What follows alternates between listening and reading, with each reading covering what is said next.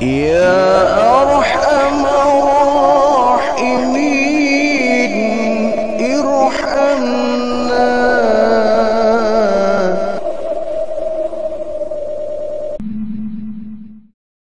Ada 3 cara, salah satu asya tufarrijul ghusas. Ada 3 cara ini menurut para hukama ya. Cara untuk menghilangkan kesusahan. Baik lahir maupun batin. Yang pertama zikrullahi ta'ala. Zikrullahi ta'ala. Berzikir kepada Allah. Ini cara yang pertama ya. Ini cara-cara batin. Kalau cara lahir ya banyak. Kita menghilangkan kesusahan. Bisa kita banyak berkonsultasi. Bisa banyak kita mencurahkan masalah kita kepada orang lain umpama ya. Bisa kita mencari cara yang lain. Tetapi cara batinnya itu zikrullah. Perbanyak kita berzikir kepada Allah Subhanahu wa ta'ala. Apa tuh zikir? Zikir itu secara bahasa artinya adalah ingat. Zikrullah artinya mengingat Allah. Ketika ada orang sedang berzikir, dia hakikatnya sedang berhubungan dengan Allah, mengingat Allah, berdialog dengan Allah. Salat yang kita laksanakan pada hakikatnya itu bentuk zikrullah, zikir kepada Allah. Ketika kita dengan disibukkan segala kesibukan dunia, kita berwudu, kita menghadap Allah, kita mengucapkan Allahu Akbar. Maka ucapan itu yang mengantarkan kita kepada ingat kepada Allah. Ketika kita baca Al-Fatihah, kita baca doa ruku, doa sujud, kita sedang berzikrullah, sedang mengingat Allah. Orang yang 5 waktunya terjaga dengan baik, itu ciri orang yang selalu ingat kepada Allah. Sebaliknya orang kalau yang 5 waktu saja bolong-bolong, jarang dikerjakan, itu namanya orang nggak ingat kepada Allah. Mungkin kalau ditanya, ente ingat kepada Allah, saya ingat kepada Allah. Jadi ingat kepada Allah bukan cuma ingat bahwa ada Allah. Bukan begitu ya. Ingat kepada Allah itu, zikrullah, sarananya ibadah.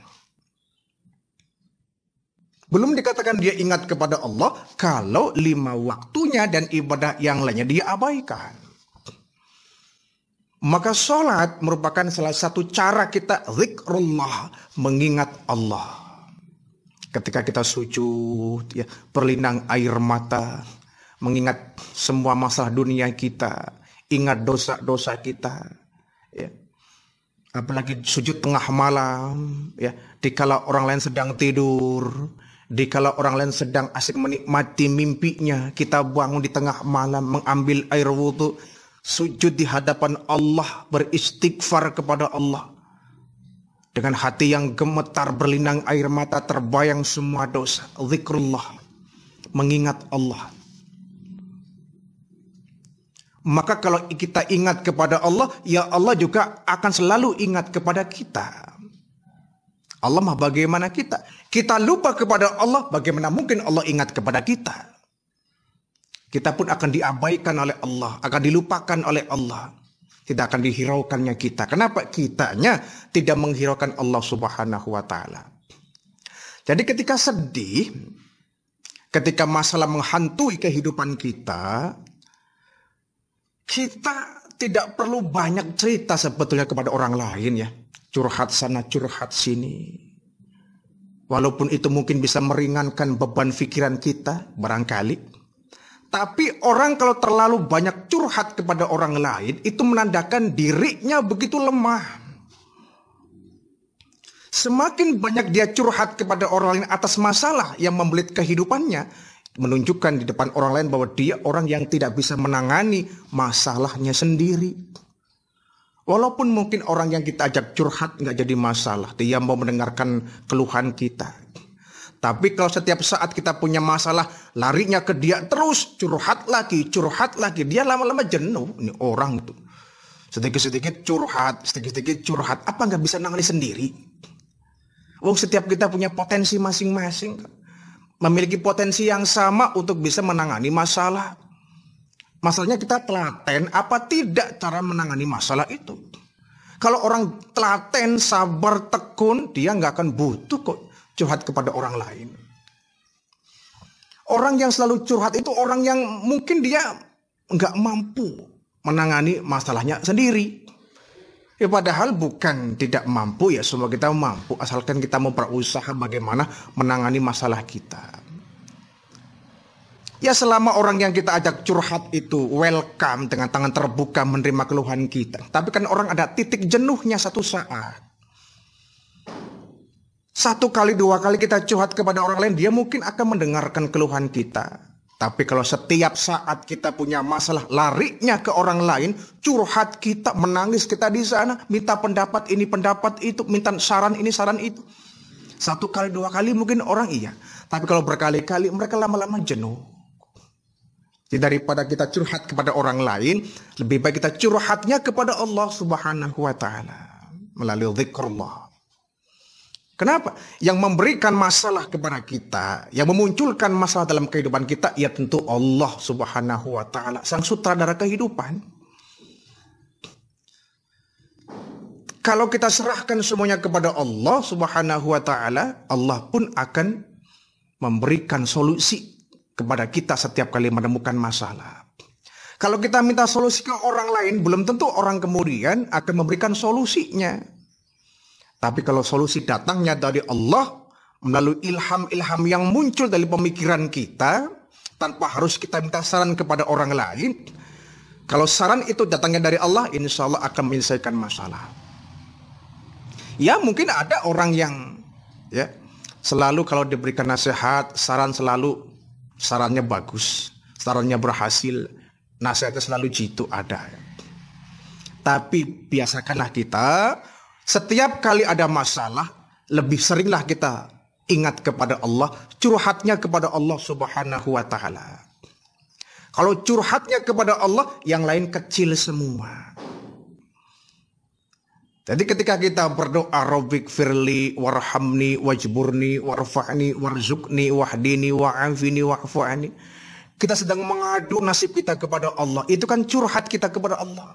Rabbik firli, ya Allah ampuni dosaku. Warhamni, kasihlah aku ya Allah. Itu kan berarti kita lagi butuh Allah. Kita sedang ada masalah, minta petunjuk dari Allah. Apalagi ketika sholat subuh kita diajarkan dengan doa kunutnya, Allahumma hdini fi man hadait, ya Allah berikan aku petunjuk sebagaimana orang-orang yang telah engkau beri petunjuk.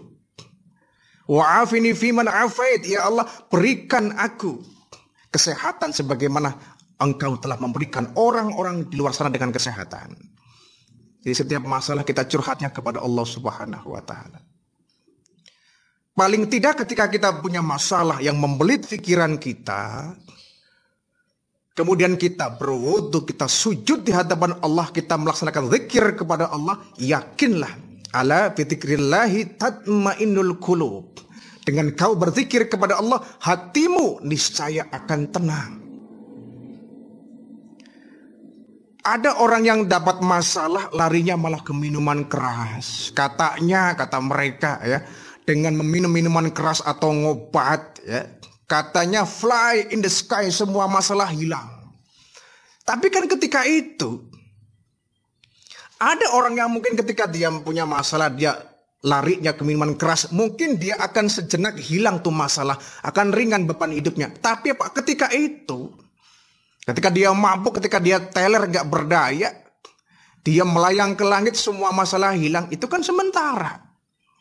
Setelah dia hilang mabuknya, sadar kembali seperti semula, kembali masalah itu akan memberatkan badannya, memberatkan pikirannya, akan membelit batinnya. Jadi jangan pernah kita punya masalah larinya ke tempat-tempat maksiat. Ada masalah kita larinya ke tempat perjudian, ada masalah kita larinya ke tempat pelacuran, punya masalah larinya ke minuman keras, ya, mengkonsumsi obat-obat terlarang, sabu-sabu dan sejenisnya. Ini orang sebodoh-bodohnya orang, dia punya Allah kok. Dia punya Allah kok. Berarti dia merasa nggak punya Allah. Dia merasa hidupnya sendiri tanpa pendampingan Allah. Kalau dia merasa punya Allah, punya masalah, nggak akan lari ke minuman keras, larinya kepada masjid, ya. lari ke tempat ibadah, melaksanakan pendekatan diri kepada Allah Subhanahu wa taala.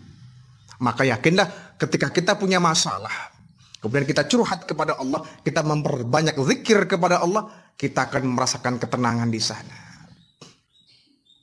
Sekali lagi, zikir yang paling utama adalah dengan kita mendirikan sholat 5 waktu.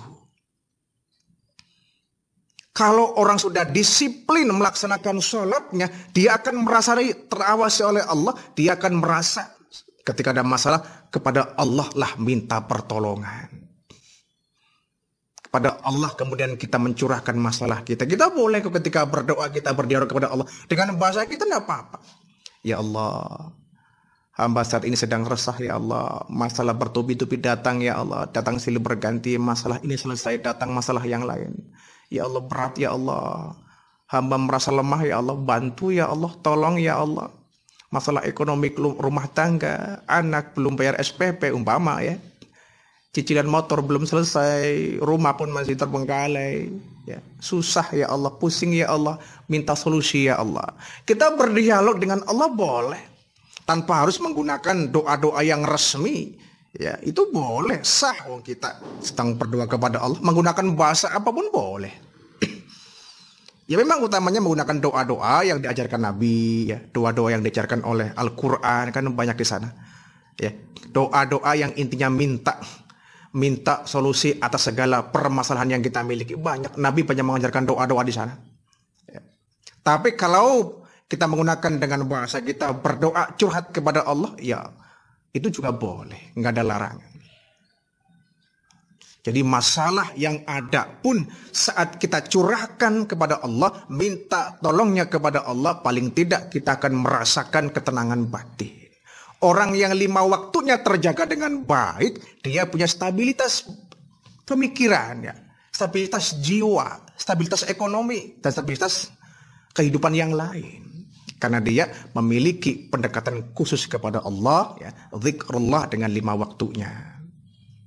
1. Yang kedua, menurut para hukama, cara untuk menghilangkan kesusahan, waliqa'u auliyaihi, menemui para wali-wali Allah. Nah ini baru ikhtiar lahir ya. Tadi ikhtiar batin kita langsung berjumpa dengan Allah dengan melalui zikrullah, melalui sholat 5 waktu. Setelah itu kita dianjurkan oleh para hukama, temuilah mereka para wali-wali Allah. Para ulama-ulama yang kedekatannya kepada Allah tanpa batas. Mintalah doa kepada mereka, para ulama, para kiai. Orang-orang yang nilai ibadahnya di atas ibadahnya kita.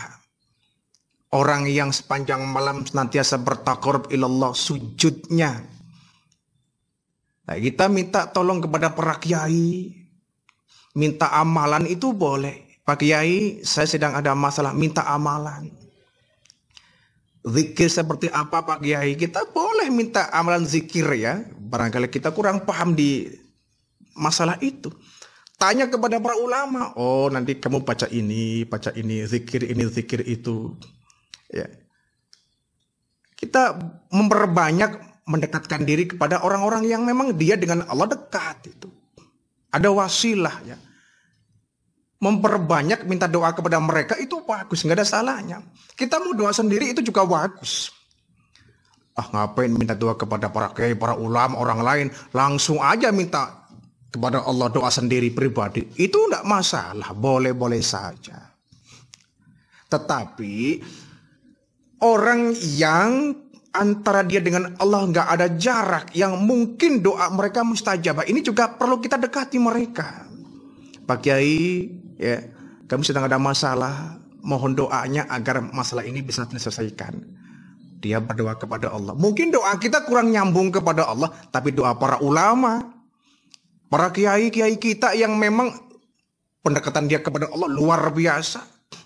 Ibadahnya tidak seperti ibadah kita yang belang bentong. Mereka mah kalau sholat juga sampai tengah malam. Yang dimungkinkan doa mereka itu kemungkinan besar diterima oleh Allah Subhanahu wa taala. Ini datang ke para wali. Kita bukan syirik kepada Allah ya. Kita ikhtiar minta doa, minta amalan kepada bakal itu boleh. Ya, sebagai wasilah. Kita orang awam nih nggak tahu bacaan apa yang harus kita baca umpama ya. Sedang resah doanya apa ya? Sedang ada masalah doanya apa ya? Yang kira-kira enak yang diajarkan oleh para ulama-ulama kita. Mintalah kepada mereka. Pak Kiai saya minta doa. Atau minta didoakan ya Kiai agar masalah yang kami hadapi segera selesai.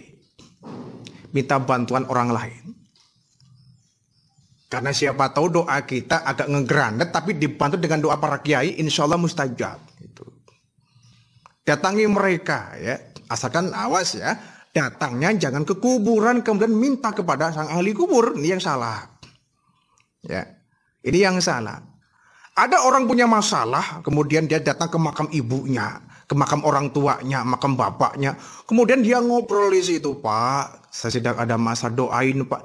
Ini kan lucu. Dia datang ke makam itu mestinya mendoakan kedua orang tuanya. Bapak ibunya doakan supaya di alam kuburnya dapat tempat yang layak.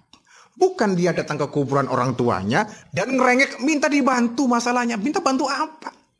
Justru mereka yang di alam barzakh minta bantuan kita yang masih hidup. Mal mayitu fi qabrihi kata Nabi, mayit yang ada dalam kubur itu kalgori kilabughawas. Mereka seperti orang yang tenggelam. Mereka orang yang seperti tenggelam. Bayangkan orang tuh kalau yang tenggelam di laut ya. Tenggelam di sungai, hanyut di kali, itu kira-kira mereka diam anteng apa mereka teriak-teriak? Orang jatuh dari kapal, nyemplung ke laut, tenggelam di tengah lautan. Kira-kira teriak-teriak apa diam saja? Kan teriak-teriak, minta tolong. Minta tolong, tolong. Aku tercebur, tolong. Nah kata Nabi, orang yang ada di alam barzakh sama persis seperti orang yang tenggelam.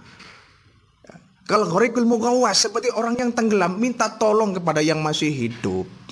Jadi saat kita datang ke makam orang tua kita bukan curhat masalah kita. Pak, Ibu, saya sedang ada masalah, Bapak Ibu, doakan saya, minta tolong. Oh, sudah mati, minta tolong.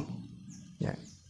Minta tolonglah kepada zat yang selalu hidup, nggak akan pernah mati, yakni Allah Subhanahu wa Ta'ala. Jangan minta kepada orang, ya. Apalagi orang yang sudah meninggal dunia, nggak akan bisa mungkin ya menolong kita. Justru kita yang masih hidup memberikan pertolongan kepada mereka yang sudah ada di alam barzakh. Kirimi doa, Al-Fatihah dan lain sebagainya. Oh nggak nyampe Pak, itu urusan Allah ya.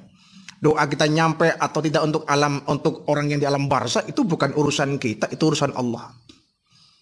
Tinggal kita minta kepada Allah, ya Allah, aku akan melakukan suatu amalan, tolong ya Allah, pahalanya sampaikan kepada orang tua saya yang ada di alam barzakh. Nyampe tidak nyampe, tidak usah diperdebatkan. Kalau kita belum mati, kok bisa bilang nyampe nggak nyampe? Kita serahkan semuanya kepada Allah. Sampai nggak sampai bukan urusan kita. Yang terpenting kita memanjatkan doa untuk yang ada di alam barzakh.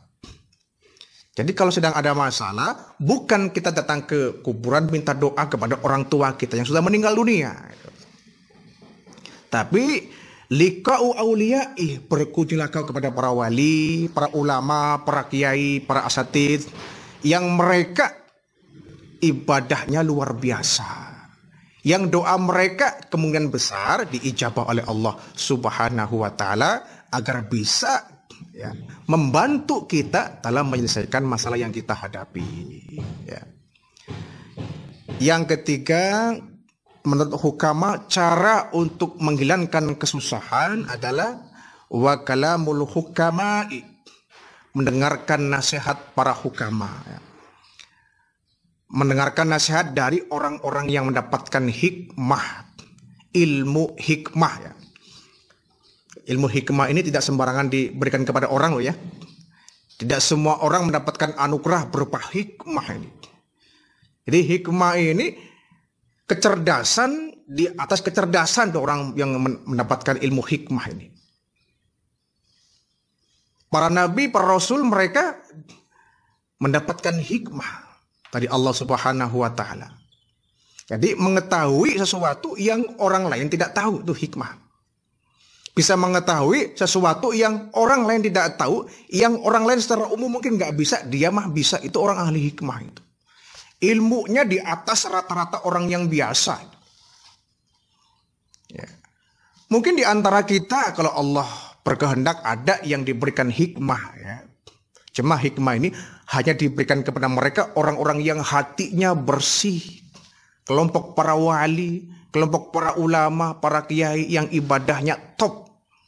Mereka diberikan anugerah berupa hikmah, ya. Penglihatan, suatu pengetahuan yang tidak diberikan kepada semua orang. Nah, orang yang seperti ini kita perlu sekali nasihatnya.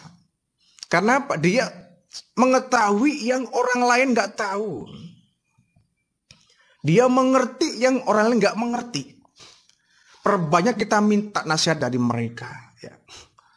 Karena nasihat mereka insya Allah nasihat yang berasal dari Al-Quranul Karim, nasihat dari para ulama-ulama yang lain, nasihat dari baginda Rasulullah. Ya. Sehingga yakin mereka nggak akan mungkin memberikan nasihat yang tidak baik.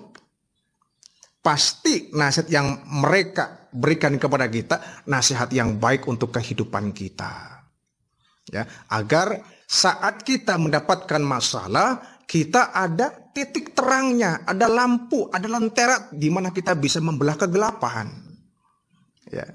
Tidak gelap mata, potong kompas, jalan pintas. Orang terbelit kemiskinan lah, pusing-pusing amat, doa kelamaan, ya, minta rezeki nggak dikasih-kasih. Akhirnya apa, dia ambil jalan pintas, miara tuyul umpama, ya.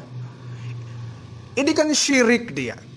Berdoa kepada Allah kelamaan, akhirnya dia miara tuyul. Oh, tuyul kan bisa sekali beroperasi puluhan juta umpama.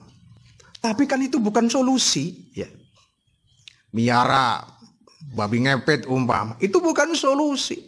Kalau kemudian mendatangkan kekayaan bisa menjadikan solusi dari susahnya ekonomi kita, itu kan solusi sesaat. Saat kita meninggal di sana siksa yang begitu berat karena kita sudah meminta kepada yang selain Allah. Meminta pertolongan jin, meminta pertolongan setan, iblis. Kita kemudian masuk kelompok mereka. Kita berbisnis dengan mereka, kita bersekongkol dengan jin, dengan setan, kan sudah termasuk perbuatan yang syirik. Jadi ketika susah kita menghadapi ekonomi yang mungkin sangat, ya, mencekik leher, ya, larinya jangan ke sana, tapi perbanyak kita. Pertama, zikrullah, memperbanyak kita ingat kepada Allah Subhanahu wa Ta'ala dengan kita melaksanakan ibadah. Kedua, kita harus banyak-banyak berkunjung kepada orang-orang alim.